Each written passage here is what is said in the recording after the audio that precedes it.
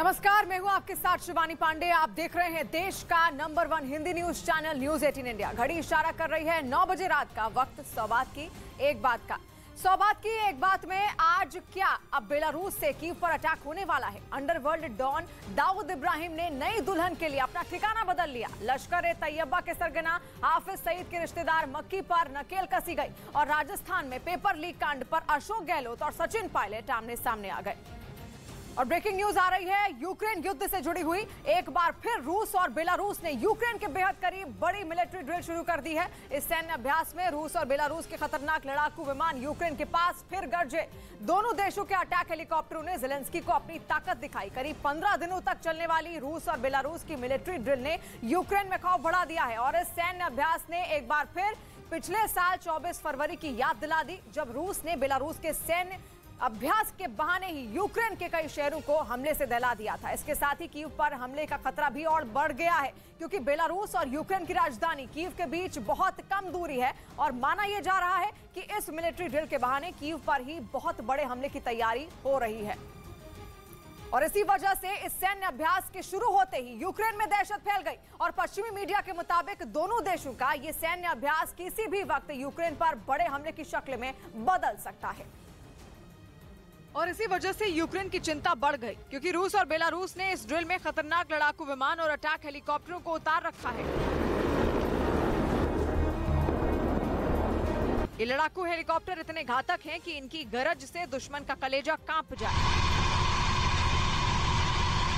रूस के इन लड़ाकू हेलीकॉप्टरों ने रॉकेटों की बारिश करके अपनी ताकत भी दिखाई। दोनों देशों का ये सैन्य अभ्यास 16 जनवरी से शुरू हुआ, जो कि 1 फरवरी तक चलेगा। बेलारूस ने इसे अपनी सुरक्षा के लिए की जाने वाली ड्रिल बताया, लेकिन इस अभ्यास ने पिछले साल यूक्रेन पर हमले के पहले के हालात की याद दिला दी। उस वक्त भी रूस ने बेलारूस के साथ ड्रिल के नाम पर अपनी सेना यूक्रेन के करीब जुटा ली थी और फिर उसने 24 फरवरी को एक साथ कई जगहों से यूक्रेन पर भीषण हमला बोल दिया था।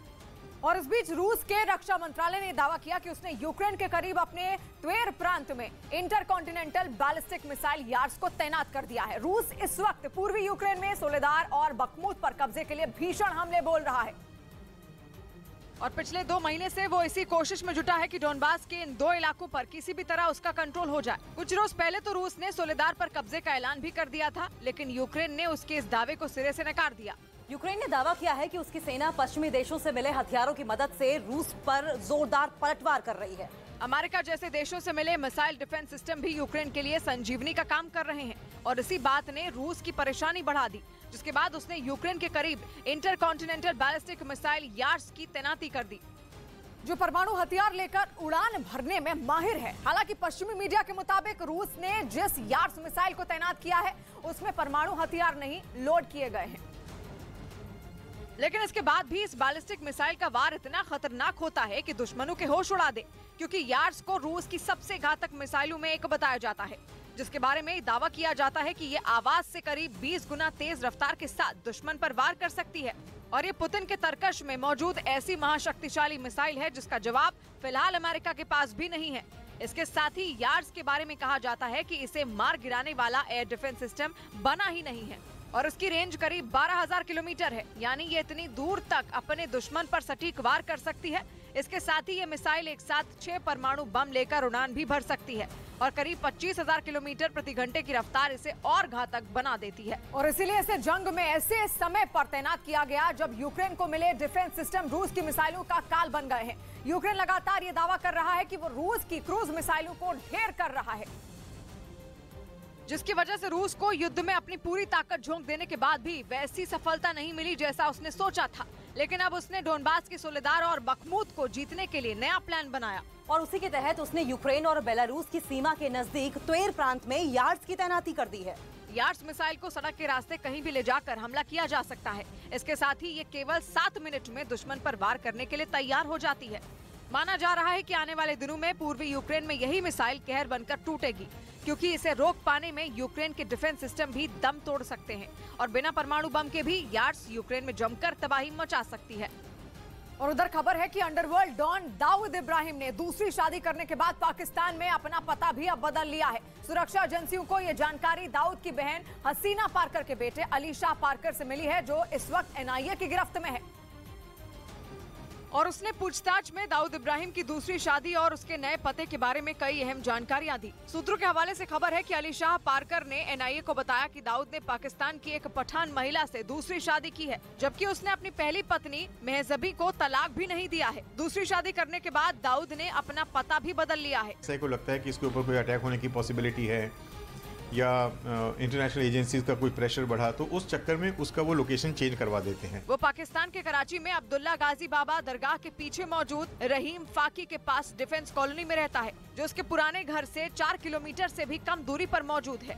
मतलब ये कि दाऊद इब्राहिम ने न सिर्फ दूसरी शादी की, बल्कि उसने पाकिस्तान के कराची में अपना ठिकाना भी बदल लिया। सूत्रों के हवाले से खबर है कि पाकिस्तान की सेना और आईएसआई के इशारे पर ही दाऊद ने अपना ठिकाना बदला है। और दाऊद के इस नए ठिकाने पर उसकी पहली पत्नी मेहजबीन भी रहती है। असल में टेरर फंडिंग मामले में एनआईए ने कोर्ट में चार्जशीट दाखिल की है, जिसमें एजेंसी ने कोर्ट को बताया कि हसीना पारकर के बेटे अली शाह ने अपने बयान में दाऊद के खानदान से लेकर उसके नए ठिकाने और उसकी नई साजिशों के बारे में सनसनीखेज जानकारी दी है। सूत्रों के मुताबिक जांच एजेंसी एनआईए को इस बात की भी भनक लगी है कि अंडरवर्ल्ड डॉन दाऊद इब्राहिम देश के बड़े कारोबारी और राजनेताओं पर हमले की फिराक में है, जिसके लिए वो आतंकियों की स्पेशल टीम बना रहा है, जिसे हिंदुस्तान का माहौल खराब करने के लिए बड़े लोगों पर हमला करने के साथ साथ कई शहरों में हिंसा फैलाने की भी जिम्मेदारी सौंपी गई है। और इधर दिल्ली की रोहिणी कोर्ट ने कंझावाला मामले में आरोपी आशुतोष को 50,000 रुपए के मुचलके पर जमानत दे दी। इससे पहले शनिवार को अंकुश खन्ना नाम के एक आरोपी को भी जमानत दे दी गई थी।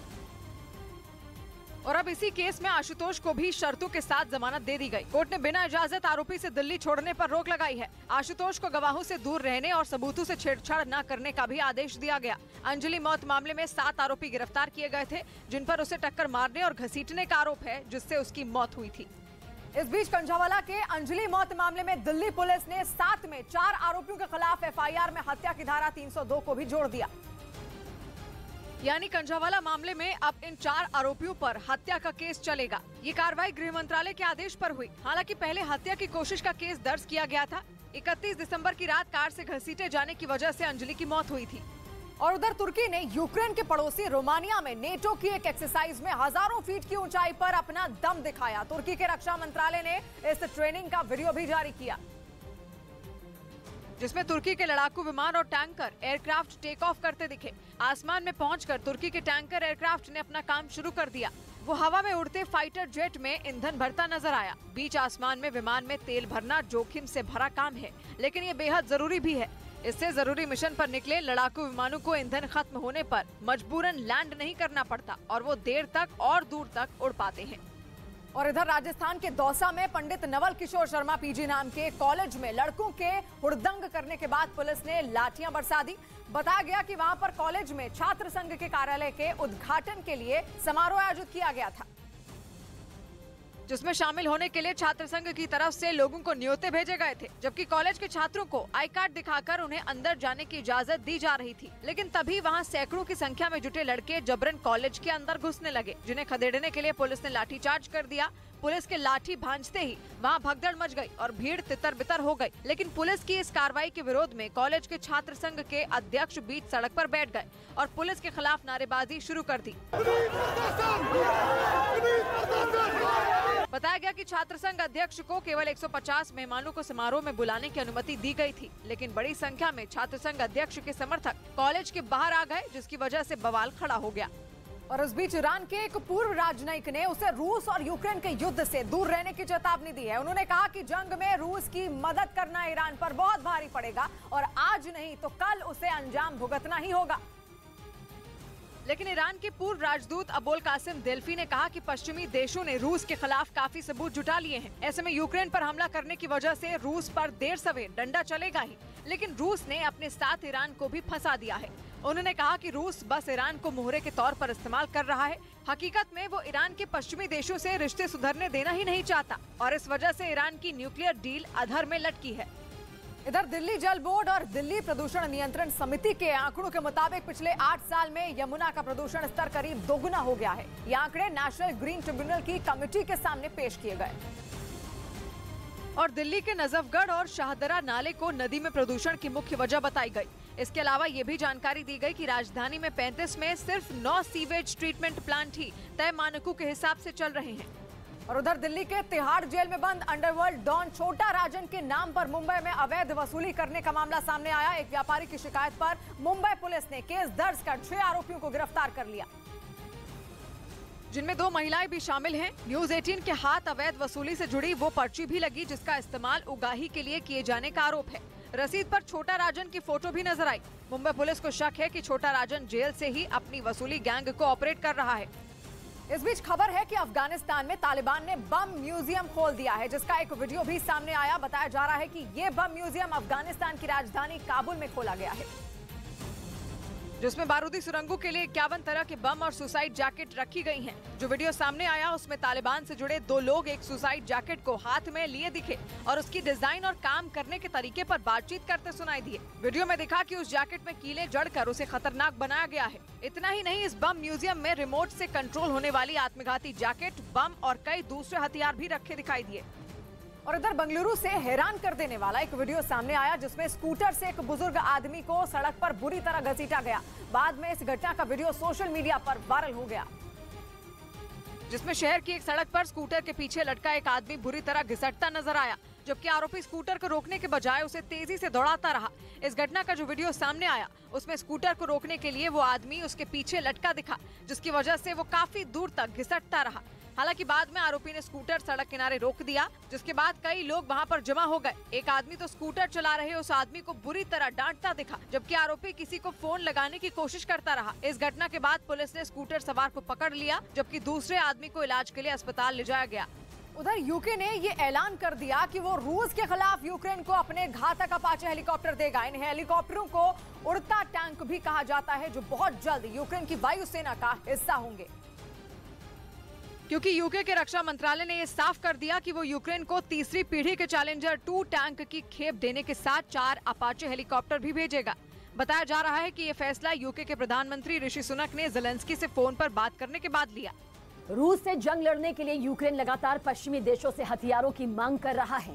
इसी कड़ी में यूके ने यूक्रेन की तरफ मदद का हाथ बढ़ाया और उसे 4 अपाचे हेलीकॉप्टर देने का ऐलान कर दिया, जो माना जा रहा है कि चैलेंजर 2 टैंकों की खेप के साथ ही यूक्रेन पहुंचेंगे और आने वाले दिनों में रूस की फौज के खिलाफ दम भरते दिखेंगे, क्योंकि अपने मजबूत कॉकपिट और फायरिंग पावर की वजह से ये हेलीकॉप्टर जंग की दिशा बदलने की काबिलियत रखते हैं। इन हेलीकॉप्टरों को दुनिया के सबसे घातक अटैक हेलीकॉप्टर का तमगा हासिल है।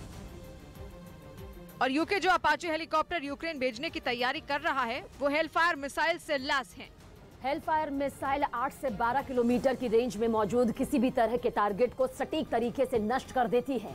यही वजह है कि हेलफायर जैसी मिसाइल के साथ ये हेलीकॉप्टर और खतरनाक हो जाता है, क्योंकि अपाचे एक बार में 16 anti tank Hellfire missile fire कर सकता है और इनमें लगी गन में 1200 गोलियां एक बार में भरी जा सकती हैं। साथ ही हेलीकॉप्टर में लगे 70 मिलीमीटर के रॉकेट भी बहुत खतरनाक हैं, जिस वजह से युद्ध में अपाचे का कोई मुकाबला नहीं। दुश्मन की किलेबंदी को भेद कर सटीक हमला करने में अपाचे सबसे आगे माना जाता है। और इस बीच पश्चिमी मीडिया ने यह दावा किया कि यूक्रेन को हथियारों की मदद करने के बाद ब्रिटेन की सेना खुद कमजोर हो गई है। बताया गया कि ब्रिटेन के एक बड़े सैन्य अधिकारी ने इस बात से इनकार नहीं किया कि यूक्रेन को हथियार देने के बाद ब्रिटेन की सेना कमजोर हुई, यानी यूक्रेन की मदद करना ब्रिटेन को ही भारी पड़ सकता है। असल में जंग की शुरुआत से ही ब्रिटेन अलग अलग तरह के आधुनिक हथियार ज़ेलेंस्की की सेना को भेजता रहा है। खबर है कि इसी कड़ी में ब्रिटेन अब यूक्रेन को 14 चैलेंजर 2 टैंक भेजने वाला है। कुछ दिन पहले ही ब्रिटेन के प्रधानमंत्री ने इसकी घोषणा की थी, जिसके बाद से यूक्रेन के जवान इस टैंक का बेसब्री से इंतजार कर रहे हैं। लेकिन दावा है कि लगातार टैंकों और दूसरी मदद करने की वजह से ब्रिटेन की सेना खुद कमजोर हो गई है, यानी ब्रिटेन ने यूक्रेन की मदद करते हुए अपनी ही मुसीबत बढ़ा ली है। ब्रिटेन ने चैलेंजर 2 टैंकों को भेजने से पहले उसकी ताकत दिखाने का एक वीडियो भी जारी किया, जिसमें चैलेंजर 2 टैंक दुश्मन पर कहर बरपाता दिखाई दिया। एक मैदान में टैंकों के साथ कुछ जवान जंग के हालात बनाकर दुश्मन को ढेर करते नजर आए। चैलेंजर 2 टैंकों ने जमकर अपनी ताकत दिखाई। उबड़ खाबड़ मैदान में भी टैंक फुर्ती के साथ दुश्मन पर गोलों की बारिश करते दिखे। बताया जा रहा है कि यही टैंक अब ब्रिटेन यूक्रेन को भेजेगा और अगर ये एक बार यूक्रेन पहुंच गए तो ज़ेलेंस्की की सेना की ताकत काफी बढ़ जाएगी, क्योंकि इसे बहुत ही फुर्तीला और घातक माना जाता है। ये टैंक ऐसे हमले करते हैं कि टारगेट को हिलने तक का मौका नहीं मिलता। यही वजह है कि ब्रिटेन से टैंक मिलने की घोषणा के बाद ज़ेलेंस्की के सैनिकों का जोश बढ़ गया है। लेकिन पश्चिमी मीडिया का दावा है कि ब्रिटेन के चैलेंजर 2 टैंक देने के फैसले से रूसी सेना आग बबूला हो उठी। खबर है कि जैसे ही इसके बारे में पुतिन की सेना को पता चला, उसने ब्रिटेन को एक बार फिर अंजाम भुगतने की धमकी दे डाली। लेकिन बताया जा रहा है कि इसके बावजूद ब्रिटेन पीछे नहीं हटा। दावा है कि जल्द इन टैंकों के साथ कुछ गोला बारूद भी यूक्रेन को ब्रिटेन भेज देगा।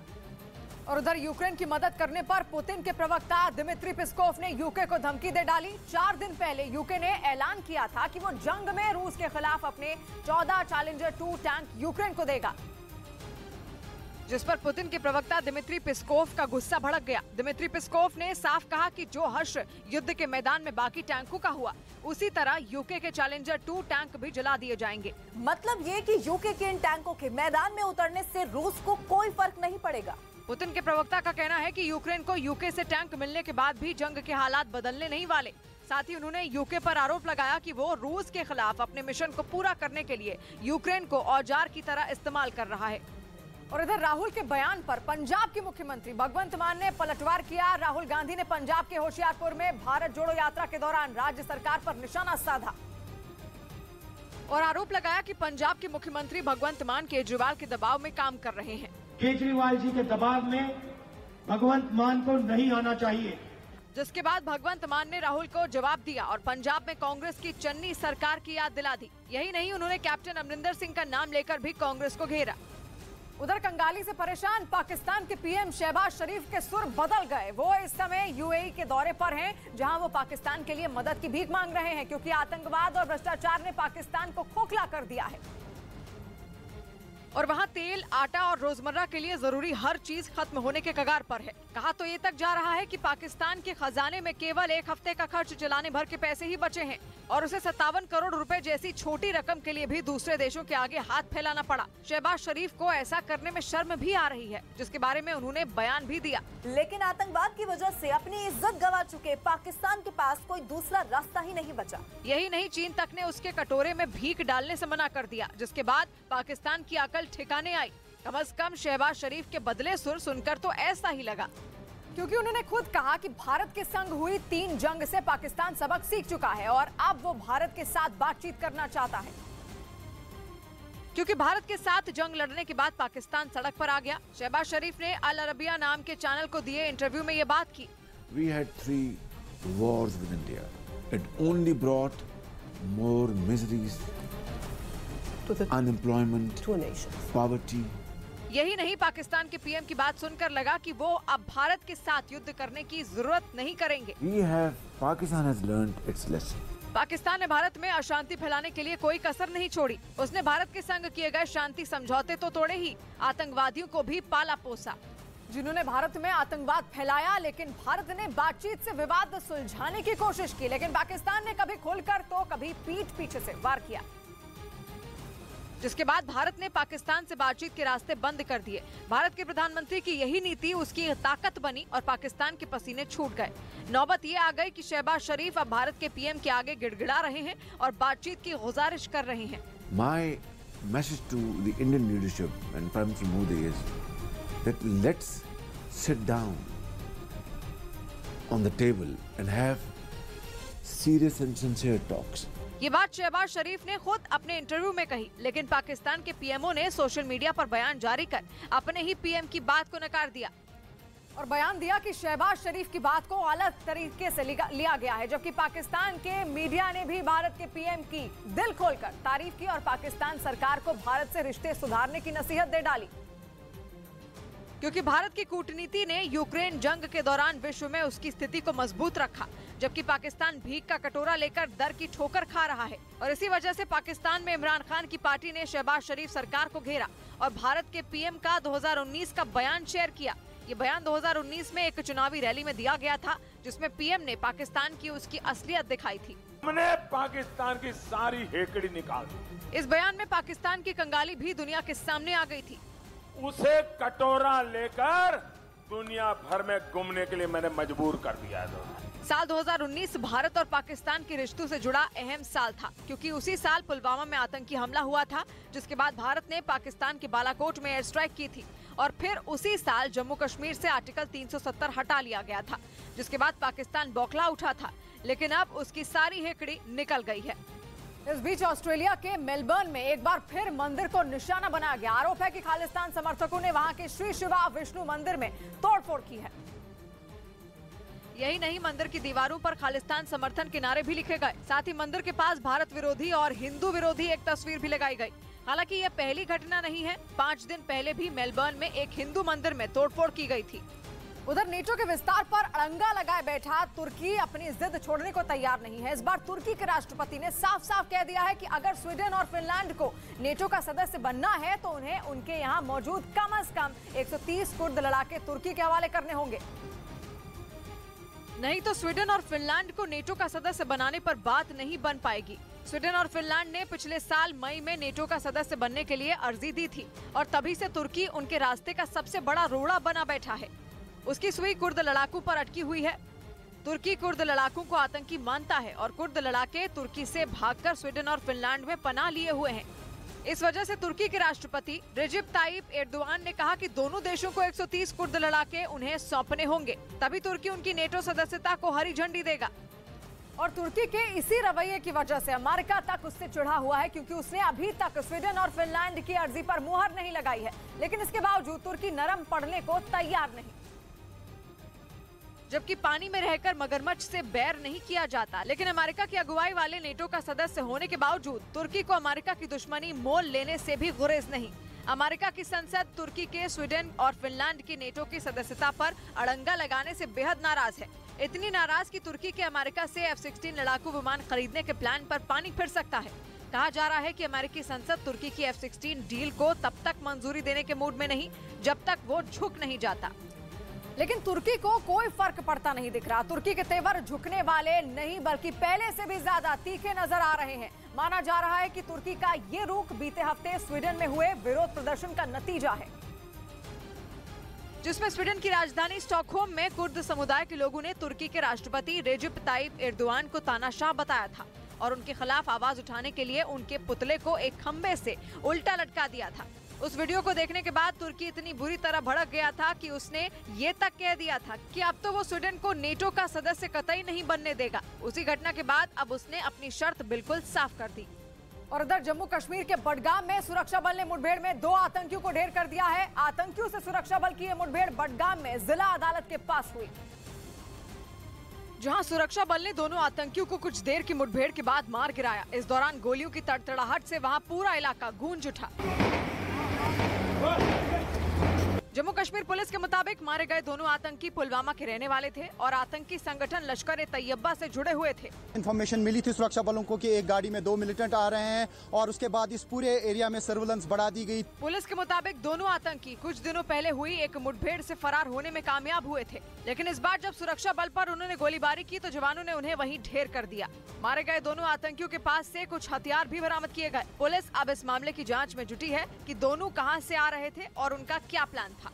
और इस बीच पश्चिमी मीडिया ने दावा किया कि पुतिन और उनकी प्राइवेट आर्मी बताए जाने वाले वैगनर ग्रुप के बीच दरार बढ़ गई है। ये बात तब सामने आई जब पुतिन ने पूर्वी यूक्रेन में सोलेदार की जीत के लिए अपनी सेना को बधाई दी, लेकिन उन्होंने एक बार फिर वैगनर ग्रुप का नाम नहीं लिया और ना ही पुतिन ने एक बार भी वैगनर ग्रुप के प्रमुख येवगेनी प्रिगोजिन का जिक्र किया। जबकि बखमूत को जीतने के लिए वैगनर ग्रुप के लड़ाकों ने अपनी पूरी ताकत झोंक रखी है। कुछ रोज पहले ही रूस ने बखमूत से पहले उसके करीब के शहर सोलेदार को जीतने का दावा किया। वहां की जंग में भी वैगनर ग्रुप के लड़ाकों की अहम भूमिका बताई गई, लेकिन पुतिन ने एक बार भी जीत में उनका नाम नहीं लिया। इसके साथ ही दावा किया गया कि वैगनर ग्रुप के लड़ाकों ने रूस के ऐलान से कई दिन पहले ही सोलेदार पर जीत हासिल कर ली थी, लेकिन तब रूस ने चुप्पी साधे रखी और कुछ दिन बाद अपनी सेना की पीठ थपथपाते हुए सोलेदार पर कब्जा होने का ऐलान कर दिया। कहा जा रहा है कि इसी बात से वैगनर ग्रुप के प्रमुख येवगेनी प्रिगोजिन बुरी तरह भड़क गए और उन्होंने पुतिन पर आरोप लगा दिया कि वैगनर ग्रुप के लड़ाकों की जीत को उनसे छीना जा रहा है। प्रिगोजिन के मुताबिक इससे पहले भी डोनेस्क के कई इलाकों पर कब्जे में उनके लड़ाकों ने पूरी ताकत लगा दी थी, लेकिन इसके बाद भी उनकी तारीफ में एक शब्द भी नहीं कहा गया।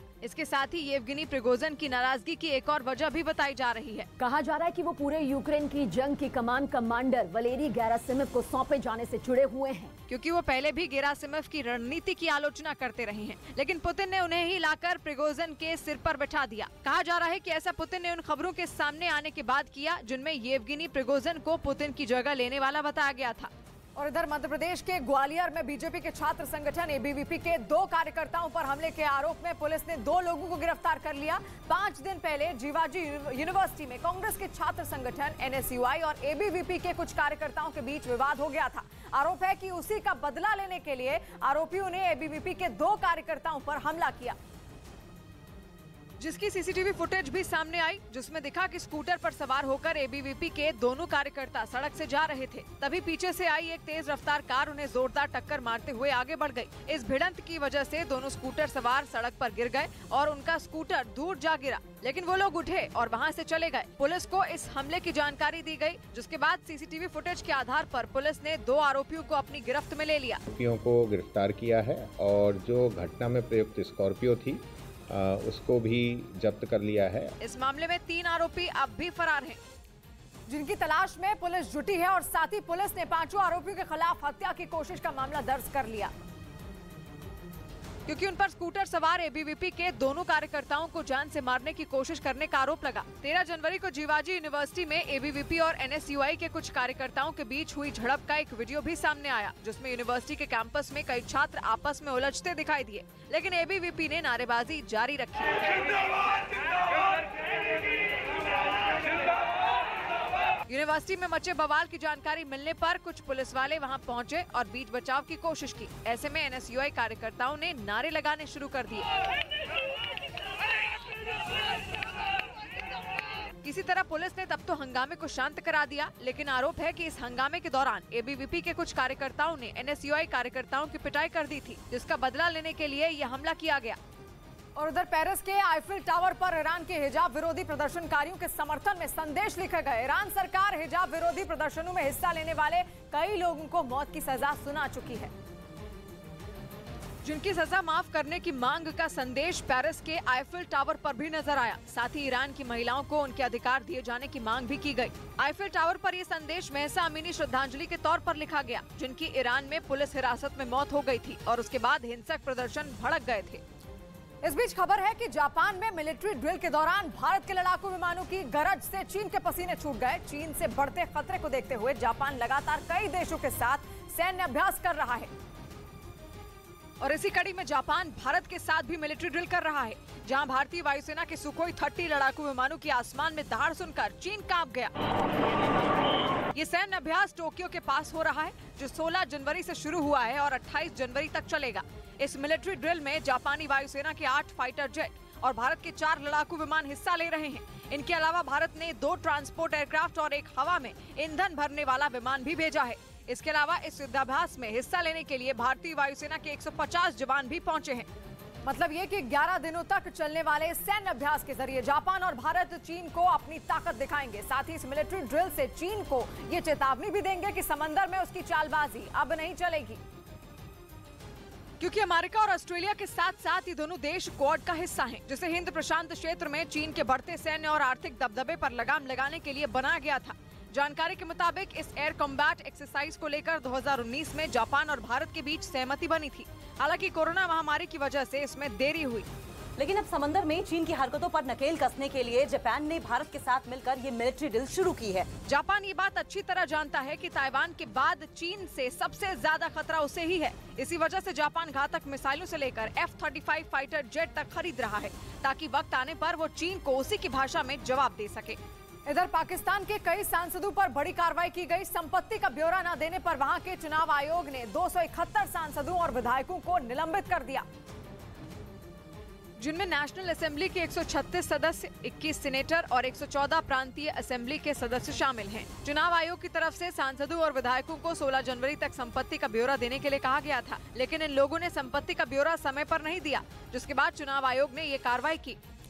उधर भोपाल में गोडसे पर बनी फिल्म के विरोध में कांग्रेस ने प्रदर्शन किया। गांधी गोडसे एक युद्ध नाम की ये फिल्म 26 जनवरी को सिनेमाघरों में रिलीज होगी, जिसके विरोध में कांग्रेस ने सड़कों पर उतरकर प्रदर्शन किया। इस दौरान कांग्रेस कार्यकर्ताओं ने इस फिल्म के डायरेक्टर राजकुमार संतोषी का पुतला भी जलाया। भारतीय जनता पार्टी एक ऐसी फिल्म को दिखाने जा रही है जो एक हत्यारे की फिल्म है। वहीं राज्य के मंत्री मोहन यादव ने कांग्रेस पर बेवजह मुद्दे को तूल देने का आरोप लगाया। इसके बारे में बगैर देखे विवाद करना मैं नहीं समझता कि उचित है।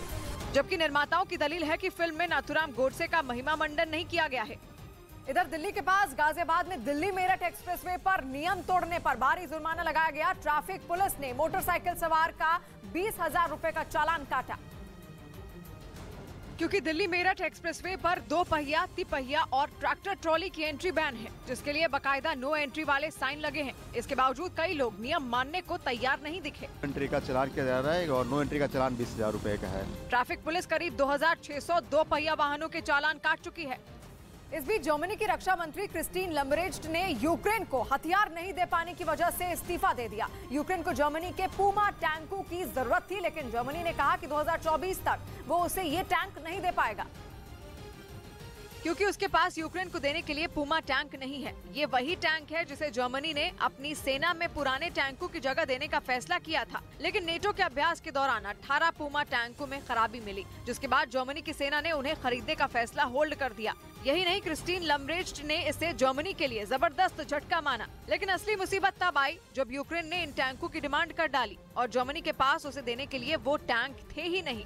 और यही बात जर्मनी की किरकिरी और उसकी रक्षा मंत्री के इस्तीफे की वजह बन गई, क्योंकि इस मामले ने उनकी क्षमता पर उंगली उठा दी और आरोप लगे कि वो जर्मनी की सेना का आधुनिकीकरण करने में असफल रही, क्योंकि जिस पूमा टैंक को जर्मनी की सेना की बड़ी ताकत समझा जा रहा था वो फिसड्डी साबित हुए। रही सही कसर तब पूरी हो गई जब जर्मनी यूक्रेन की मांग पूरी नहीं कर पाया, जिसके बाद जर्मनी की सैन्य ताकत पर सवाल खड़े हो गए और जर्मनी की विदेश मंत्री क्रिस्टीन लम्बरेज्ट पर इस्तीफे का दबाव बनने लगा और आखिरकार उन्होंने खुद ही इस्तीफे की पेशकश कर डाली, जिसके बाद बोरिस पिस्टोरियस को जर्मनी का नया रक्षा मंत्री बनाया गया। क्योंकि यूक्रेन जंग ने हर देश में रक्षा मंत्री की अहमियत बढ़ा दी है और जर्मनी में इस कुर्सी का ज्यादा देर तक खाली रहना ठीक नहीं था, क्योंकि कुर्सी खाली रखने का मतलब था जर्मनी पर नेटो का दबाव बढ़ना। वैसे ही जर्मनी पर यूक्रेन की मदद करने का दबाव है। ऊपर से अमेरिका के रक्षा मंत्री जर्मनी का दौरा करने वाले थे। ऐसे में जर्मनी में रक्षा मंत्री की कुर्सी का खाली रहना उस पर दबाव बढ़ा देता, क्योंकि अमेरिकी रक्षा मंत्री जर्मनी में बने अपने सैन्य बेस का दौरा करने वाले थे और देखने वाले थे कि वो वहां से यूक्रेन तक क्या क्या मदद भेज सकते हैं। और इधर जोशीमठ के बाद उत्तराखंड के कर्णप्रयाग में भी कई मकानों में दरारें आने से लोग दहशत में आ गए। बताया जा रहा है कि वहां के एक इलाके में 69 परिवारों पर मकान गिरने का खतरा मंडरा रहा है। ऐसे में 8 परिवारों को दूसरी जगहों पर शिफ्ट किया जा चुका है, क्योंकि कर्णप्रयाग में भी कई मकानों में दरारें पड़ गई हैं। वहां से जो तस्वीरें सामने आई उनमें कई लोगों के मकानों की दीवारों से लेकर छतों पर काफी लंबी और चौड़ी दरारें देखने को मिली, जिससे लोगों में दहशत पैदा हो गई। उन्होंने इसके लिए वहां के ड्रेनेज सिस्टम और इलाके के नीचे की तरफ बनाई गई सब्जी मंडी को कसूरवार ठहराया।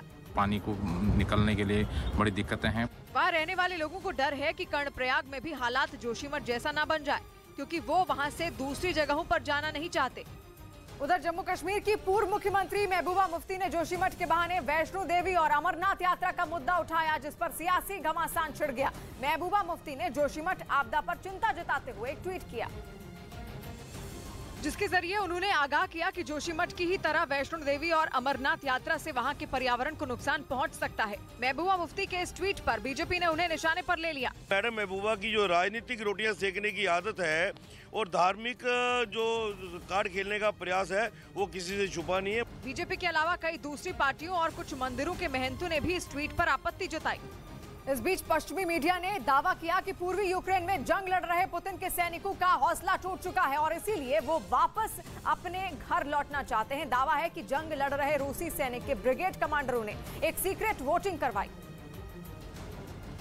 जिसमें रूस के ज्यादातर सैनिकों ने एक सुर में घर वापसी की इच्छा जताई। यानी 11 महीने के करीब पहुंच चुकी जंग में पुतिन के सैनिक बुरी तरह पस्त हो चुके हैं। दावा है कि रूसी सेना के जवानों का हौसला इस तरह टूट चुका है कि वो बस किसी तरह अपने घर पहुंचना चाहते हैं। और इसकी वजह ये है कि रूस एक के बाद एक यूक्रेन के उन इलाकों को खोता जा रहा है जिन पर उसका कब्जा हुआ करता था। इसके साथ ही यूक्रेन के भीषण हमलों में अब तक बड़ी संख्या में रूसी सैनिकों की मौत भी हो गई, जबकि जो सैनिक यूक्रेन में जंग लड़ रहे हैं कहा जा रहा है कि उनके पास जूते और कपड़ों की कमी हो गई है। और यही वजह है कि जब उन सैनिकों से पूछा गया कि वो जंग जारी रखना चाहते हैं या फिर अपने घरों को लौट जाना चाहते हैं, तो ज्यादातर सैनिकों ने घर वापस लौटने के पक्ष में वोट दिए। इस बीच रूस के एक मीडिया संस्थान ने दावा किया कि पिछले दिनों रूस में हाउ टू सरेंडर सर्च की संख्या में भारी उछाल गया, जिसके बाद माना जा रहा है कि ऐसा यूक्रेन में लड़ रहे रूसी सैनिकों की वजह से ही हुआ है। दावा है कि रूस के सर्च इंजन यानडेक्स पर हाउ टू सरेंडर यानी आत्मसमर्पण कैसे करें हजारों की संख्या में सर्च किया गया है। रूस के मीडिया के मुताबिक 28 नवंबर से 4 दिसंबर के बीच सिर्फ एक हफ्ते में 66,000 बार इसे सर्च किया गया, जबकि इससे पहले के 5 महीने में हर हफ्ते ये 10,000 बार सर्च किया गया था। दावा किया गया कि हाउ टू सरेंडर सर्च तब से ज्यादा बढ़ गए जब से रूस ने कम ट्रेनिंग लिए हुए सैनिकों को यूक्रेन भेजना शुरू किया, मतलब वो सैनिक जिनकी भर्ती कुछ ही महीने पहले रूसी सेना में हुई थी। क्योंकि पश्चिमी मीडिया के मुताबिक पुतिन की सेना में सैनिकों की भारी कमी हो गई थी, जिसके बाद रूस में एक बड़ा भर्ती अभियान चलाया गया और फिर सेना में शामिल हुए उन लोगों को हथियार चलाने की ट्रेनिंग देकर जंग में उतार दिया गया, जो यूक्रेन के पलटवार से बुरी तरह घबरा गए हैं। और कहा जा रहा है कि ऐसे ही रूसी सैनिक जेलेंस्की की फौज के सामने घुटने टेकने के लिए तैयार हैं। हालांकि इस दौरान यूक्रेन से रूस आ रहे वीडियो मैसेज भी पुतिन का सिरदर्द बढ़ा सकते हैं। पश्चिमी मीडिया के मुताबिक रूस के सैनिक अपने परिवार वालों को भेजे गए वीडियो संदेश में पुतिन के ऊपर बड़ा आरोप लगा रहे हैं। दावा किया गया कि कम ट्रेनिंग पाए रूस के नए सैनिकों का इस्तेमाल इस तरह किया गया जैसे किसी भेड़िए के आगे मीट डाला जाता है, यानी उन सैनिकों को हमले में आगे रखा जा रहा है जो नए हैं, ताकि पुराने और अनुभवी सैनिकों और कमांडरों को बचाया जा सके। इस बीच खबर ये भी है कि बेलारूस में ट्रेनिंग ले रहे कई रूसी सैनिक फरार हो गए, जिनकी तलाश के लिए बेलारूस की सेना ने एक सर्च ऑपरेशन चला रखा है। इधर राजस्थान के माउंट आबू में पारा -2 डिग्री तक चला गया, जिससे लोगों की परेशानी बढ़ गई। क्योंकि हाड़ कपा देने वाली ठंड के बीच पानी जम गया और जगह जगह बर्फ जमी हुई नजर आई। गाड़ियों के शीशे भी बर्फ से ढके दिखे। मौसम विभाग ने 18 जनवरी तक शीतलहर से राहत नहीं मिलने का अनुमान जताया है, यानी लोगों की मुश्किलें अभी और बढ़ सकती हैं। उधर दिल्ली में पहली बार 24 घंटे में कोरोना का एक भी केस सामने नहीं आया। स्वास्थ्य मंत्रालय के मुताबिक मार्च 2020 में कोरोना महामारी के फैलने के बाद ऐसा पहली बार हुआ, जब 24 घंटे में कोरोना का एक भी नया केस पूरी दिल्ली में सामने नहीं आया। राहत की एक और बात ये रही कि इस दौरान कोरोना की वजह से एक भी मरीज की मौत नहीं हुई, यानी जो मरीज पहले से कोरोना की वजह से अस्पताल में भर्ती हैं, उनके ठीक होने का सिलसिला जारी है। इस बीच खबर है कि आतंकी संगठन टीटीपी यानी कि तहरीक तालिबान पाकिस्तान ने एक और पाकिस्तानी अधिकारी की हत्या कर दी। इससे पहले इस महीने की शुरुआत में भी पाकिस्तान के पंजाब प्रांत में 2 अधिकारियों को गोलियों से भून दिया गया था और काउंटर टेररिज्म डिपार्टमेंट के उन दोनों अधिकारियों की हत्या का आरोप भी टीटीपी पर ही लगा था। उन दोनों अधिकारियों की हत्या उस वक्त की गई थी जब पाकिस्तान की सरकार ने टीटीपी को खत्म करने के लिए मिलिट्री ऑपरेशन शुरू करने की मंजूरी दी थी और अब टीटीपी ने एक बार फिर पाकिस्तान सरकार को खुली चुनौती दे दी। दावा है कि उसने दक्षिण वजीरिस्तान में तैनात पाकिस्तान के एक अधिकारी की हत्या कर दी थी। खबर के मुताबिक पहले टीटीपी के आतंकियों ने नाइक मोहम्मद नाम के अधिकारी को अगवा किया। इसके बाद पाकिस्तान सरकार के सामने उनकी रिहाई के लिए शर्त रखी और उनकी शर्त ये थी कि नाइक मोहम्मद की रिहाई के बदले पकड़े गए टीटीपी के लड़ाकों को छोड़ दिया जाए। लेकिन कहा जा रहा है कि पाकिस्तान की सरकार ने टीटीपी की किसी भी शर्त को मानने से साफ इनकार कर दिया, जिसके बाद पहले से ही पाकिस्तान से खार खाए बैठे टीटीपी के लड़ाके बुरी तरह भड़क गए और उन्होंने वो कदम उठा लिया जिससे पाकिस्तान में टीटीपी का खौफ बढ़ जाए, जिसके लिए टीटीपी ने नाइक मोहम्मद की हत्या कर दी। उसने ये दावा किया कि जिस अधिकारी को उन्होंने पकड़ा था वो उनकी जासूसी करता था और इसीलिए उसकी हत्या कर दी गई। लेकिन इसके बाद टीटीपी और पाकिस्तान के बीच छिड़ी लड़ाई बढ़नी तय है, क्योंकि पिछले साल नवंबर में सीजफायर खत्म करने के ऐलान के बाद टीटीपी ने कई हमले किए। 18 दिसंबर को उसने बन्नू सैन्य छावनी को अपने कब्जे में लेकर 9 सैनिकों को बंधक बना लिया था। इसके बाद 20 दिसंबर को दक्षिण वजीरिस्तान में एक पुलिस स्टेशन पर धावा बोल दिया था और अब नाइक मोहम्मद की हत्या के बाद माना जा रहा है कि पाकिस्तान टीटीपी के खिलाफ कोई बड़ा कदम उठा सकता है। और इधर मध्य प्रदेश के बालाघाट में प्रशासन ने बुलडोजर चलाकर 15 करोड़ से ज्यादा कीमत की सरकारी जमीन से अवैध कब्जा हटाया। इस दौरान वहां पर मौजूद लोगों ने इस कार्रवाई का विरोध किया और प्रशासन पर बिना नोटिस कार्रवाई करने का आरोप लगाया। लेकिन भारी सुरक्षा के बीच 100 बिल्डिंग को बुलडोजर से गिरा दिया गया। जमीनों को मुक्त कराकर ग्राम पंचायत को अभी उसकी बैरिकेडिंग कर सुरक्षित करने के निर्देश दिए गए हैं। आरोप है कि जमीन का आवंटन सरकारी दफ्तर और पुलिस चौकी के लिए हुआ था, जिस पर 25 साल से व्यापारियों का कब्जा था। उधर बिहार के गोपालगंज में पुलिस ने अवैध शराब के खिलाफ गंडक नदी में सर्च ऑपरेशन चलाया। इस दौरान 2 नावों में शराब की करीब 125 पेटियां जब्त की गई। हालांकि अंधेरे का फायदा उठाकर तस्कर नाव छोड़कर भाग गए। बरामद शराब की कीमत 5 लाख रुपए बताई गई। 125 पेटी देसी शराब बरामद हुई है। पुलिस ने खुफिया सूचना के आधार पर गंडक नदी में छापेमारी की। बिहार के छपरा में जहरीली शराब से हुई मौत के बाद से ही प्रशासन लगातार सर्च ऑपरेशन चला रहा है।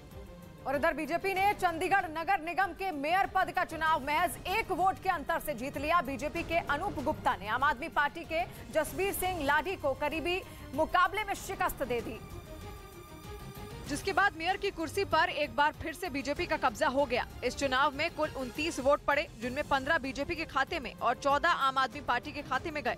चंडीगढ़ में दोनों ही पार्टियों के 14 पार्षद हैं, लेकिन चंडीगढ़ की सांसद किरण खेर के वोट ने बीजेपी को बढ़त दिला दी।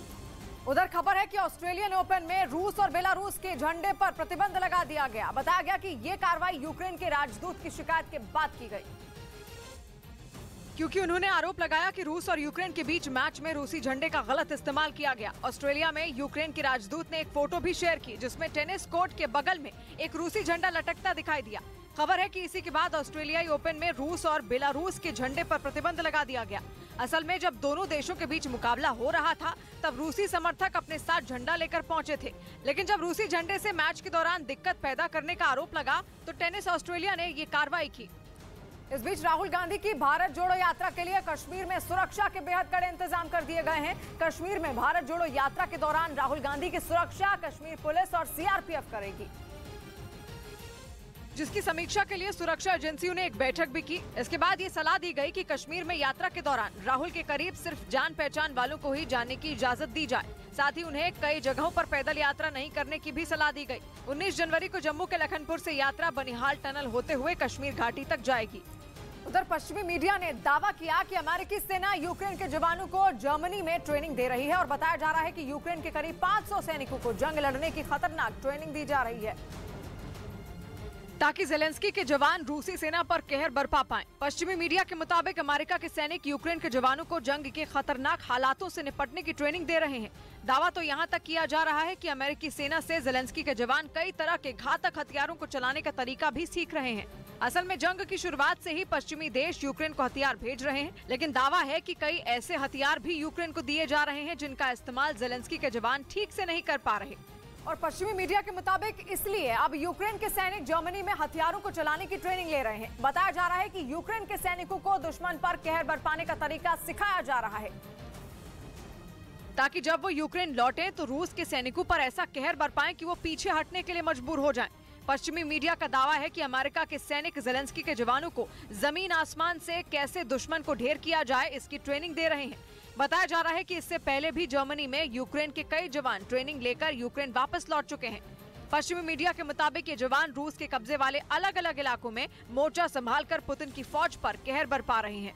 इधर दिल्ली के शक्ति नगर से दिल दहला देने वाला एक वीडियो सामने आया। वहां पर मोटरसाइकिल सवार कुछ बदमाशों ने एक आदमी से सरेआम लूटपाट की।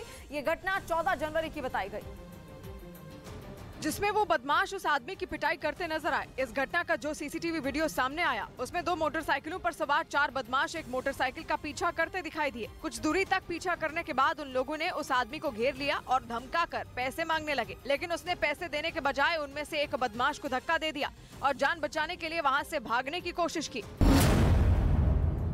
इसके बाद जो हुआ, ब्रेक के बाद किया जा सकता है। इसके साथ ही ये केवल 7 मिनट में दुश्मन पर वार करने के लिए तैयार हो जाती है। माना जा रहा है कि आने वाले दिनों में पूर्वी यूक्रेन में यही मिसाइल कहर बनकर टूटेगी, क्योंकि इसे रोक पाने में यूक्रेन के डिफेंस सिस्टम भी दम तोड़ सकते हैं और बिना परमाणु बम के भी यार्ड्स यूक्रेन में जमकर तबाही मचा सकती है। और उधर खबर है कि अंडरवर्ल्ड डॉन दाऊद इब्राहिम ने दूसरी शादी करने के बाद पाकिस्तान में अपना पता भी अब बदल लिया है। सुरक्षा एजेंसियों को यह जानकारी दाऊद की बहन हसीना पार्कर के बेटे अली शाह पार्कर से मिली है, जो इस वक्त एनआईए की गिरफ्त में है। और उसने पूछताछ में दाऊद इब्राहिम की दूसरी शादी और उसके नए पते के बारे में कई अहम जानकारियां दी। सूत्रों के हवाले से खबर है कि अली शाह पार्कर ने एनआईए को बताया कि दाऊद ने पाकिस्तान की एक पठान महिला से दूसरी शादी की है, जबकि उसने अपनी पहली पत्नी मेहजबी को तलाक भी नहीं दिया है। दूसरी शादी करने के बाद दाऊद ने अपना पता भी बदल लिया है। ऐसा को लगता है कि इसके ऊपर कोई अटैक होने की पॉसिबिलिटी है या इंटरनेशनल एजेंसीज का कोई प्रेशर बढ़ा, तो उस चक्कर में उसका वो लोकेशन चेंज करवा देते हैं। वो पाकिस्तान के कराची में अब्दुल्ला गाजी बाबा दरगाह के पीछे मौजूद रहीम फाकी के पास डिफेंस कॉलोनी में रहता है, जो उसके पुराने घर से 4 किलोमीटर से भी कम दूरी पर मौजूद है। मतलब ये कि दाऊद इब्राहिम ने न सिर्फ दूसरी शादी की, बल्कि उसने पाकिस्तान के कराची में अपना ठिकाना भी बदल लिया। सूत्रों के हवाले से खबर है कि पाकिस्तान की सेना और आईएसआई के इशारे पर ही दाऊद ने अपना ठिकाना बदला है। और दाऊद के इस नए ठिकाने पर उसकी पहली पत्नी महजबीन भी रहती है। असल में टेरर फंडिंग मामले में एनआईए ने कोर्ट में चार्जशीट दाखिल की है, जिसमें एजेंसी ने कोर्ट को बताया कि हसीना पारकर के बेटे अली शाह ने अपने बयान में दाऊद के खानदान से लेकर उसके नए ठिकाने और उसकी नई साजिशों के बारे में सनसनीखेज जानकारी दी है। सूत्रों के मुताबिक जांच एजेंसी एनआईए को इस बात की भी भनक लगी है कि अंडरवर्ल्ड डॉन दाऊद इब्राहिम देश के बड़े कारोबारी और राजनेताओं पर हमले की फिराक में है, जिसके लिए वो आतंकियों की स्पेशल टीम बना रहा है, जिसे हिंदुस्तान का माहौल खराब करने के लिए बड़े लोगों पर हमला करने के साथ साथ कई शहरों में हिंसा फैलाने की भी जिम्मेदारी सौंपी गई है। और ब्रेकिंग न्यूज आ रही है यूक्रेन युद्ध से जुड़ी हुई। एक बार फिर रूस और बेलारूस ने यूक्रेन के बेहद करीब बड़ी मिलिट्री ड्रिल शुरू कर दी है। इस सैन्य अभ्यास में रूस और बेलारूस के खतरनाक लड़ाकू विमान यूक्रेन के पास फिर गरजे। दोनों देशों के अटैक हेलीकॉप्टरों ने ज़ेलेंस्की को अपनी ताकत दिखाई। करीब 15 दिनों तक चलने वाली रूस और बेलारूस की मिलिट्री ड्रिल ने यूक्रेन में खौफ बढ़ा दिया है और इस सैन्य अभ्यास ने एक बार फिर पिछले साल 24 फरवरी की याद दिला दी, जब रूस ने बेलारूस के सैन्य अभ्यास के बहाने ही यूक्रेन के कई शहरों को हमले से दहला दिया था। इसके साथ ही कीव पर हमले का खतरा भी और बढ़ गया है, क्योंकि बेलारूस और यूक्रेन की राजधानी कीव के बीच बहुत कम दूरी है और माना यह जा रहा है कि इस मिलिट्री ड्रिल के बहाने कीव पर ही बहुत बड़े हमले की तैयारी हो रही है। और इसी वजह से इस सैन्य अभ्यास के शुरू होते ही यूक्रेन में दहशत फैल गई और पश्चिमी मीडिया के मुताबिक दोनों देशों का ये सैन्य अभ्यास किसी भी वक्त यूक्रेन पर बड़े हमले की शक्ल में बदल सकता है। और इसी वजह से यूक्रेन की चिंता बढ़ गई, क्योंकि रूस और बेलारूस ने इस ड्रिल में खतरनाक लड़ाकू विमान और अटैक हेलीकॉप्टरों को उतार रखा है। ये लड़ाकू हेलीकॉप्टर इतने घातक हैं कि इनकी गरज से दुश्मन का कलेजा कांप जाए। रूस के इन लड़ाकू हेलीकॉप्टरों ने रॉकेटों की बारिश करके अपनी ताकत भी दिखाई। दोनों देशों का ये सैन्य अभ्यास 16 जनवरी से शुरू हुआ, जो कि 1 फरवरी तक चलेगा। बेलारूस ने इसे अपनी सुरक्षा के लिए की जाने वाली ड्रिल बताया, लेकिन इस अभ्यास ने पिछले साल यूक्रेन पर हमले के पहले के हालात की याद दिला दी। उस वक्त भी रूस ने बेलारूस के साथ ड्रिल के नाम पर अपनी सेना यूक्रेन के करीब जुटा ली थी और फिर उसने 24 फरवरी को एक साथ कई जगहों से यूक्रेन पर भीषण हमला बोल दिया था। और इस बीच रूस के रक्षा मंत्रालय ने दावा किया कि उसने यूक्रेन के करीब अपने त्वेर प्रांत में इंटरकॉन्टिनेंटल बैलिस्टिक मिसाइल यार्ड्स को तैनात कर दिया है। रूस इस वक्त पूर्वी यूक्रेन में सोलेदार और बखमूत पर कब्जे के लिए भीषण हमले बोल रहा है और पिछले 2 महीने से वो इसी कोशिश में जुटा है कि डोनबास के इन 2 इलाकों पर किसी भी तरह उसका कंट्रोल हो जाए। कुछ रोज पहले तो रूस ने सोलेदार पर कब्जे का ऐलान भी कर दिया था, लेकिन यूक्रेन ने उसके इस दावे को सिरे से नकार दिया। यूक्रेन ने दावा किया है कि उसकी सेना पश्चिमी देशों से मिले हथियारों की मदद से रूस पर जोरदार पलटवार कर रही है।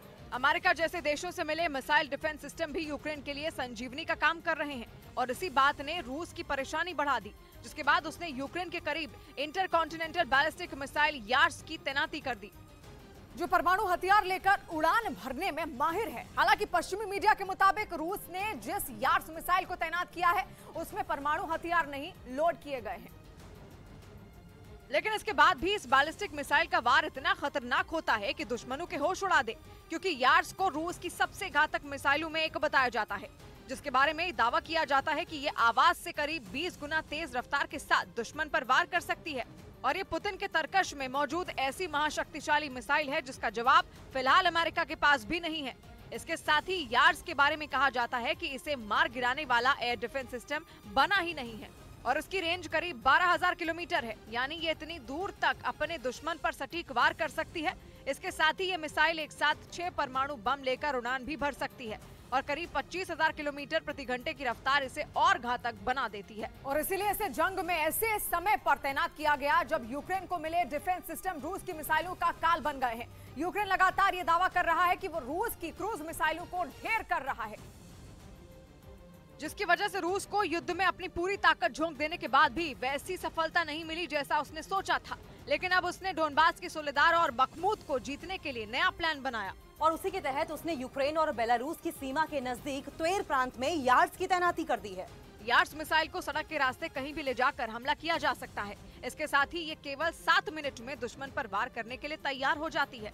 माना जा रहा है कि आने वाले दिनों में पूर्वी यूक्रेन में यही मिसाइल कहर बनकर टूटेगी, क्योंकि इसे रोक पाने में यूक्रेन के डिफेंस सिस्टम भी दम तोड़ सकते हैं और बिना परमाणु बम के भी यार्ड्स यूक्रेन में जमकर तबाही मचा सकती है। और उधर खबर है कि अंडरवर्ल्ड डॉन दाऊद इब्राहिम ने दूसरी शादी करने के बाद पाकिस्तान में अपना पता भी अब बदल लिया है। सुरक्षा एजेंसियों को यह जानकारी दाऊद की बहन हसीना पार्कर के बेटे अली शाह पार्कर से मिली है, जो इस वक्त एनआईए की गिरफ्त में है। और उसने पूछताछ में दाऊद इब्राहिम की दूसरी शादी और उसके नए पते के बारे में कई अहम जानकारियां दी। सूत्रों के हवाले से खबर है कि अली शाह पार्कर ने एनआईए को बताया कि दाऊद ने पाकिस्तान की एक पठान महिला से दूसरी शादी की है, जबकि उसने अपनी पहली पत्नी मेहजबी को तलाक भी नहीं दिया है। दूसरी शादी करने के बाद दाऊद ने अपना पता भी बदल लिया है। किसी को लगता है कि इसके ऊपर कोई अटैक होने की पॉसिबिलिटी है या इंटरनेशनल एजेंसीज का कोई प्रेशर बढ़ा, तो उस चक्कर में उसका वो लोकेशन चेंज करवा देते हैं। वो पाकिस्तान के कराची में अब्दुल्ला गाजी बाबा दरगाह के पीछे मौजूद। संयुक्त राष्ट्र ने पाकिस्तान में बैठे एक और आतंकी को ग्लोबल टेररिस्ट घोषित कर दिया है। कई आतंकी हमलों के मास्टरमाइंड अब्दुल रहमान मक्की को पाकिस्तान बरसों से पाल रहा है, जिसे ग्लोबल टेररिस्ट घोषित करने की मांग भारत ने 2 साल पहले की थी। संयुक्त राष्ट्र के फैसले को भारत के लिए बड़ी जीत और पाकिस्तान के लिए बड़ा झटका माना जा रहा है, क्योंकि हमेशा की तरह इस बार भी चीन का सहारा उससे बचा नहीं पाया। 2020 में भारत ने संयुक्त राष्ट्र से मक्की को ग्लोबल टेररिस्ट घोषित करने को कहा था, लेकिन उसी वक्त से चीन रास्ते का रोड़ा बना हुआ था। चीन के ऐतराज की वजह से अब्दुल रहमान मक्की का नाम अंतर्राष्ट्रीय आतंकियों की सूची में शामिल नहीं हो रहा था। लेकिन पिछले साल जून में भारत ने चीन को तगड़ी फटकार लगाई थी। चीन को अंतर्राष्ट्रीय मंच पर आतंकियों का मददगार बता दिया था, इसीलिए चीन को मजबूर होकर ऐतराज हटाना पड़ा और भारत को कामयाबी मिल गई। दुनिया को एक बार फिर पता चल गया कि पाकिस्तान अंतर्राष्ट्रीय आतंकियों का ठिकाना है। पाकिस्तान की सरकार आतंकवाद को पाल रही है और पाकिस्तान अपनी सुविधा के हिसाब से आतंकियों का इस्तेमाल कर रहा है। पाकिस्तान के लिए संयुक्त राष्ट्र का ये फैसला अंतर्राष्ट्रीय फजीहत से कम नहीं है। इससे पहले पाकिस्तान में मौजूद लश्कर-ए-तैयबा का चीफ हाफिज सईद भी अंतर्राष्ट्रीय आतंकी घोषित हो चुका है, जो पाकिस्तान में चैन से जी रहा है। और अब्दुल रहमान मक्की कोई और नहीं बल्कि हाफिज सईद का ही रिश्तेदार है। हाफिज सईद का बहनोई अब्दुल रहमान मक्की भारत के खिलाफ कई बड़े आतंकी हमलों का मास्टरमाइंड माना जाता है। यहाँ तक कि 26 से 11 के आतंकी हमलों में भी मक्की की भूमिका बड़ी है।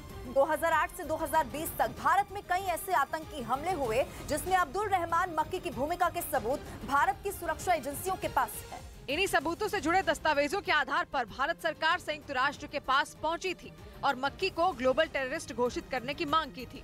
भारत के लिए मक्की पर यूएन का फैसला बड़ी जीत है। This is a good success for Indian diplomacy. हालांकि मक्की के खिलाफ ये कोई पहला कदम नहीं है, बल्कि इससे पहले अमेरिका का विदेश मंत्रालय भी उसके खिलाफ कई अहम कदम उठा चुका है। लेकिन पाकिस्तान की सेहत पर इन फैसलों का कोई असर नहीं हुआ, बल्कि पाकिस्तान तो अब्दुल रहमान मक्की और हाफिज सईद जैसे आतंकियों को लगातार पाल रहा है। बल्कि पाकिस्तान की सुरक्षा एजेंसी ISR और पाकिस्तान की सेना ने बड़े आतंकियों की सुरक्षा का पूरा इंतजाम किया हुआ है।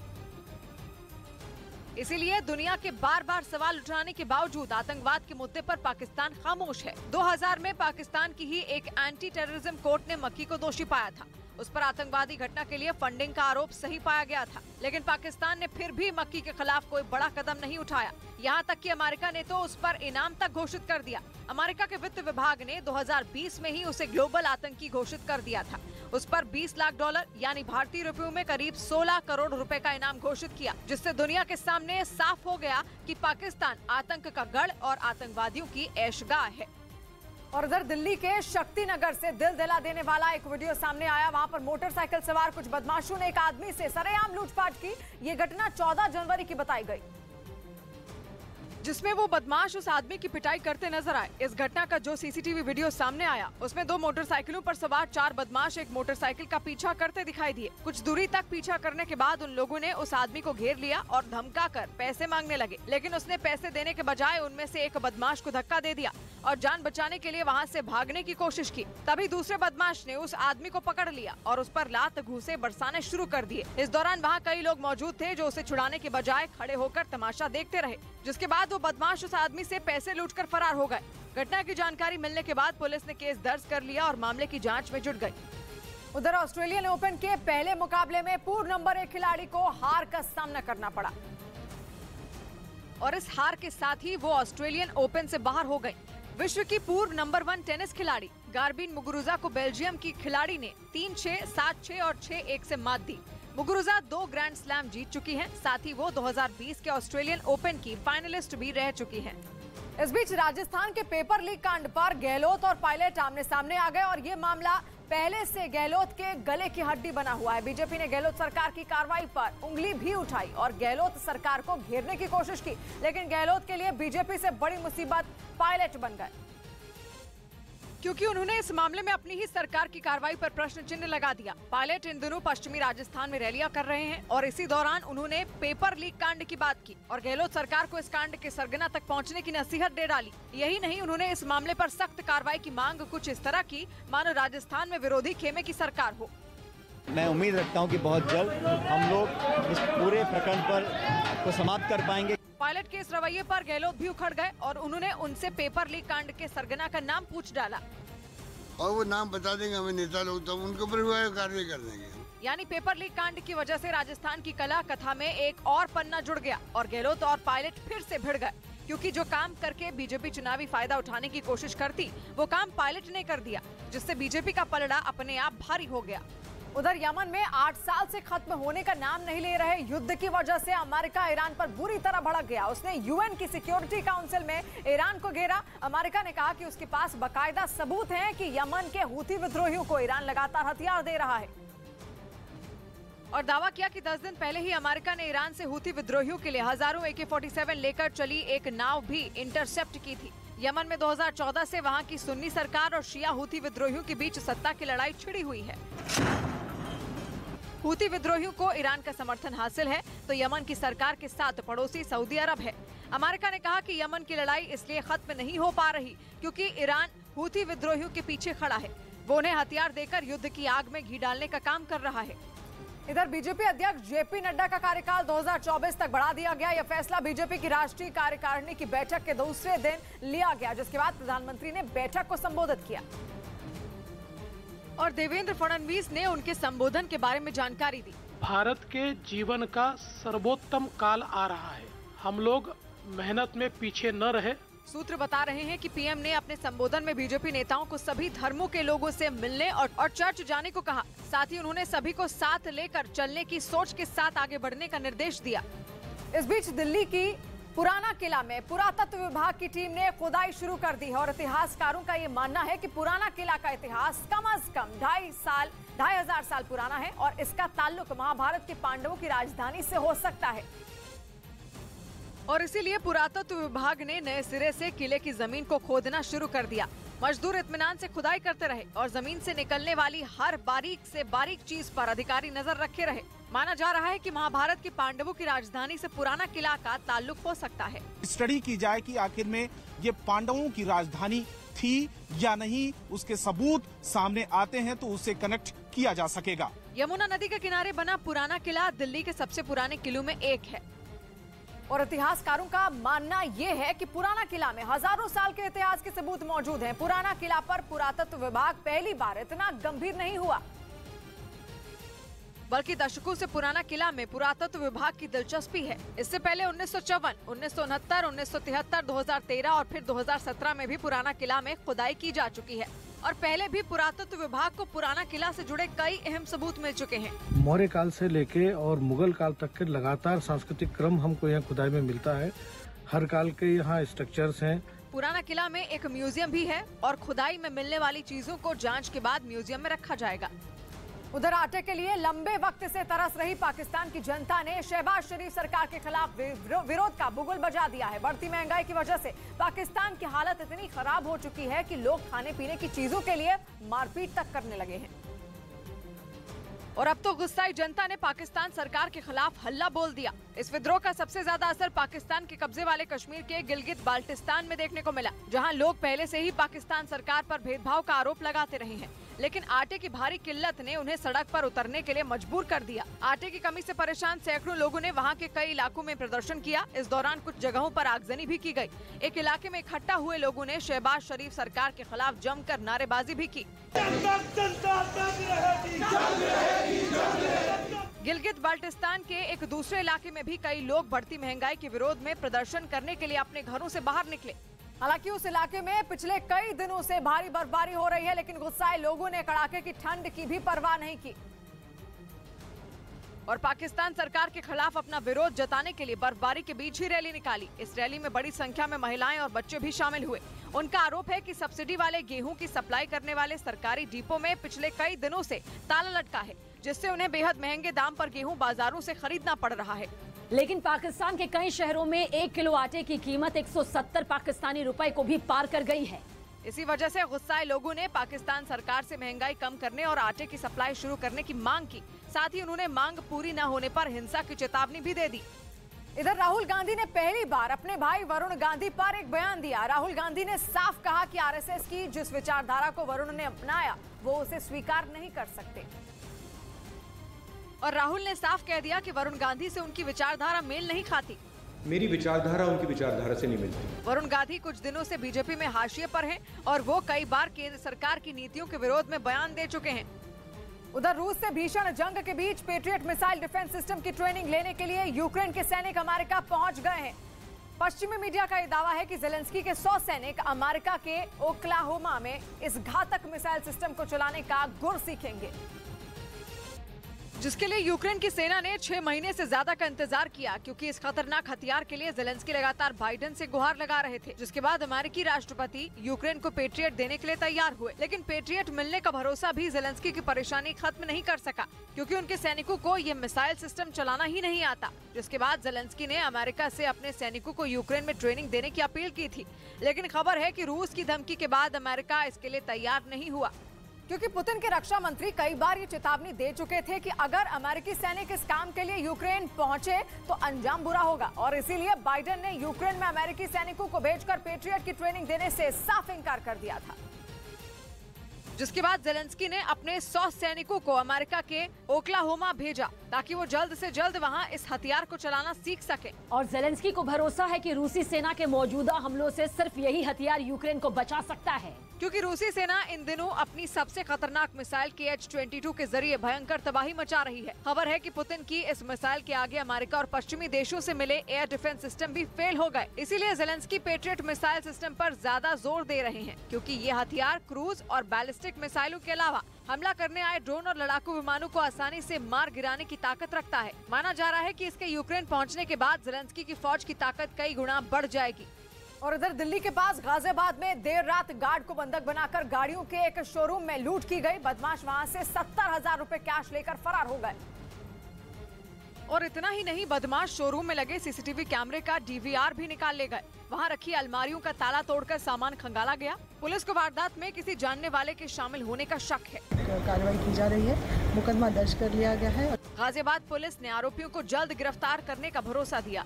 इस बीच अमेरिका के कैलिफोर्निया में घर के अंदर बदमाशों ने फायरिंग कर दी, जिसमें 6 लोगों की जान चली गई और घर से पुलिस को 5 शव मिले, जबकि एक आदमी ने इलाज के दौरान दम तोड़ दिया। मरने वाले 6 लोगों में एक छोटा बच्चा भी शामिल है। इस मामले में 2 संदिग्धों की तलाश में जुटी पुलिस को वारदात में किसी बड़े गिरोह के शामिल होने का शक है।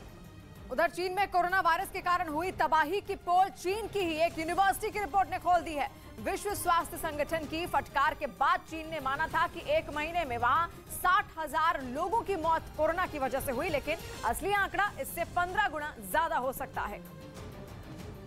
मतलब ये कि चीन अभी भी झूठ बोल रहा है।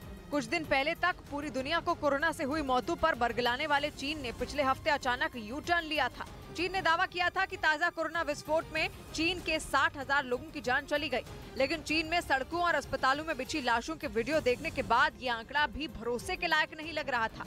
चीन के कब्रिस्तान बुरी तरह भर गए थे और शवों को रखने के लिए जगह खत्म हो गई थी, लेकिन चीन का कहना था कि हालात काबू में रहे। हालांकि विश्व स्वास्थ्य संगठन की फटकार लगने के बाद चीन ने मान लिया था कि वहां 60,000 लोगों की जान कोरोना की वजह से गई थी।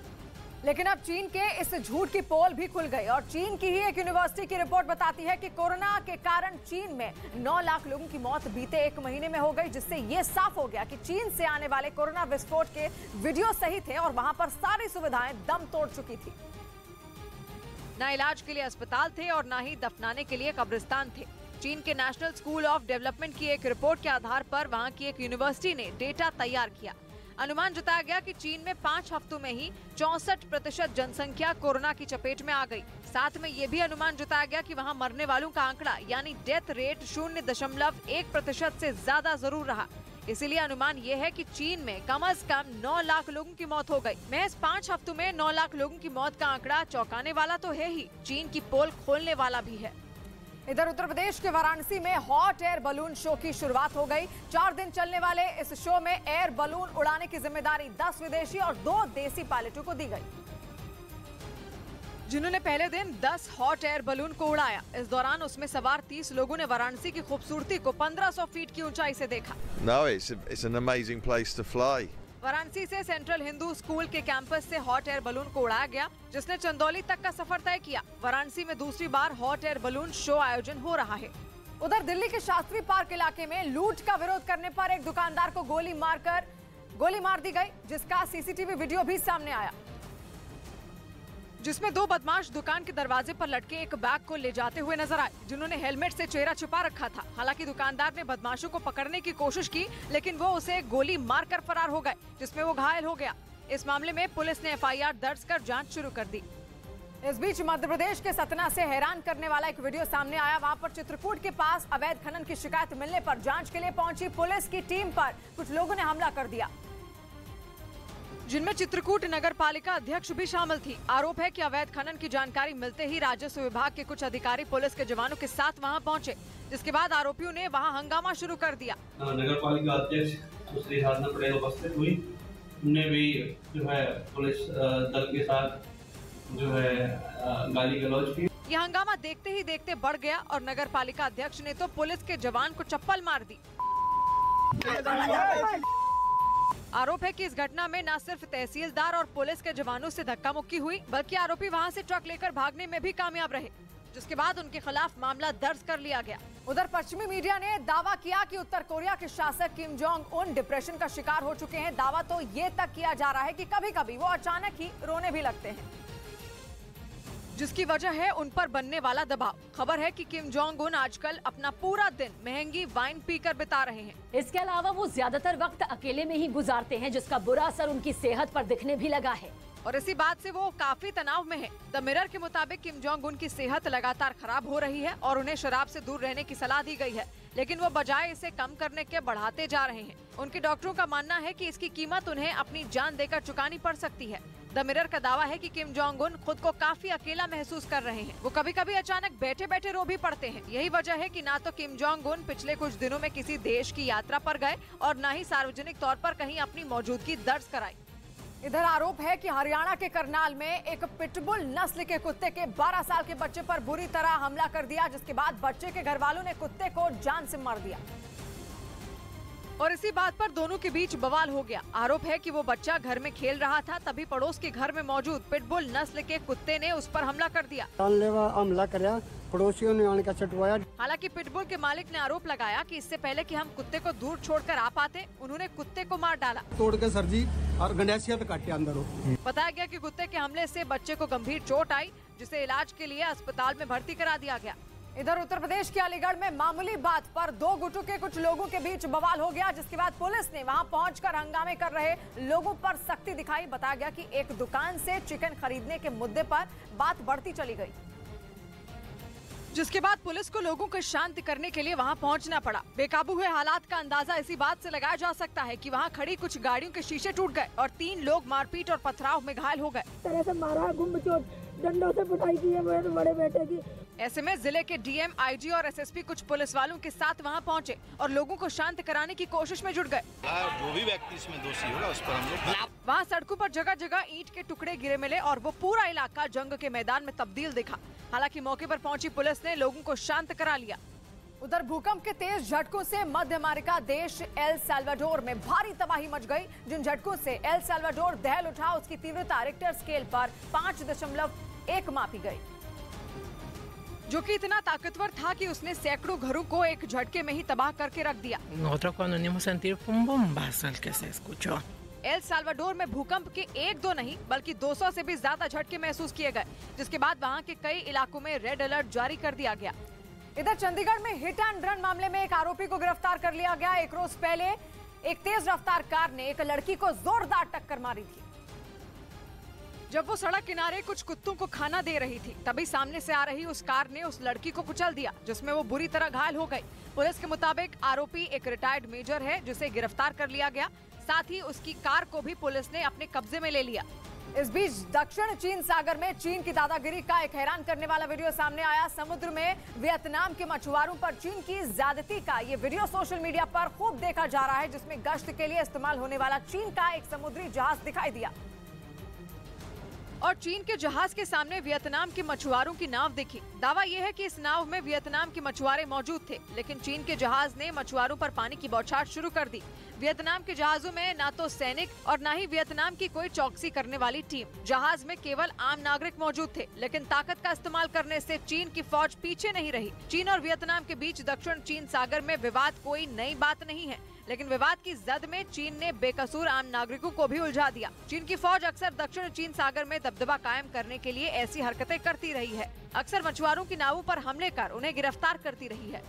इधर बंगलुरु में एक सड़क पर अचानक गड्ढा बनने की वजह से उसमें एक ट्रक फंस गई, जिसके बाद उस सड़क की क्वालिटी पर सवाल उठने शुरू हो गए, क्योंकि जिस जगह गड्ढा बना वो सड़क महज 2 दिन पहले ही बनी थी। इस घटना का एक सीसीटीवी वीडियो भी सामने आया, जिसमें शहर की एक सड़क पर कई गाड़ियां गुजरती दिखी, लेकिन जैसे ही एक ट्रक वहां पहुंचा, सड़क अचानक धंस गई, जिसकी वजह से वो ट्रक उसमें फंस गया। हालांकि बाद में उसे किसी तरह से निकाल लिया गया। उधर तुर्की ने सीरिया में कुर्द लड़ाकों के खिलाफ इतना खतरनाक ऑपरेशन चलाया कि लगा कि सीरिया में युद्ध हो रहा है। तुर्की ने इस ऑपरेशन में 11 कुर्द लड़ाकों को मारने का दावा किया और उत्तरी सीरिया में चलाए गए ऑपरेशन का वीडियो जारी किया, जिसे देखकर लगा कि सीरिया की बर्बादी शुरू हो चुकी है। वीडियो में आसमान में बरसते बम एक एक करके कुर्द लड़ाकू के ठिकानों पर गिरते दिखे, जिसके बाद धमाका हुआ और उन ठिकानों का नामो निशान मिट गया। तुर्की ने यह ऑपरेशन हवा और जमीन दोनों जगह से किया, क्योंकि कुछ बम आसमान से गिरे और कुछ जमीन से दागे गए। तुर्की ने इस ऑपरेशन में 11 कुर्द लड़ाकों को मारने का दावा किया और ऐसे समय में यह ऑपरेशन चलाया गया जब रूस तुर्की और सीरिया के बीच शांति का माहौल बनाने की कोशिश में है, लेकिन तुर्की सारे किए कराए पर पानी फेरने के मूड में लगा, क्योंकि उत्तरी सीरिया और तुर्की के बॉर्डर के आसपास हुआ ये ऑपरेशन बात बिगाड़ देगा। क्योंकि ईरान के विदेश मंत्री एक दिन पहले ही सीरिया पहुंचे थे और उनसे बातचीत के बाद सीरिया ने अपना रुख साफ कर दिया था और कहा कि वो तुर्की से तभी बात करेगा जब वो सीरिया के इलाकों से निकल जाएगा, लेकिन तुर्की ने उसकी बात नहीं मानी। उल्टा उसने उत्तरी सीरिया में ऑपरेशन ऑलिव ब्रांच के तहत बम बरसा डाले और हालात को वहीं लाकर खड़ा कर दिया, जहां से उसे सुधारने की शुरुआत हुई थी। इधर 30 जनवरी को शहीद दिवस के दिन सभी राज्यों में 2 मिनट का मौन रखा जाएगा और इस मामले में केंद्रीय गृह मंत्रालय ने राज्यों को चिट्ठी लिखी, जिसके मुताबिक 30 जनवरी सुबह 11 बजे पूरे देश में 2 मिनट का मौन रखा जाएगा, जिसका मकसद देश की आजादी के लिए बलिदान देने वालों को याद करना है। मौन के समय की सूचना सायरन बजाकर दी जाएगी। इस बीच एक सर्वे में दक्षिणी मेक्सिको और मध्य अमेरिकी देश ग्वाटेमाला के घने जंगलों के बीच हजारों साल पुराने सुपर हाईवे होने की जानकारी मिली है। लंबी चौड़ी सड़कों का ये महाजाल दुनिया की रहस्यमय सभ्यताओं में एक माया सभ्यता के वक्त का है, जिसने पुरातत्व वैज्ञानिकों के होश उड़ा दिए। सर्वे में पता चला कि माया सभ्यता की लगभग 1000 प्राचीन बस्तियां शानदार सड़कों से एक दूसरे से जुड़ी हुई थी। कहा जा रहा है कि ये दुनिया का पहला हाईवे नेटवर्क हो सकता है। अब तक की स्टडी में लगभग 117 किलोमीटर लंबी सड़कों की जानकारी मिली है, जिनमें कुछ तो करीब 40 मीटर चौड़ी और जमीन से 5 मीटर ऊपर उठी हुई पाई गई हैं। हजारों साल पहले ऐसी कमाल की इंजीनियरिंग से वैज्ञानिक हैरत में हैं।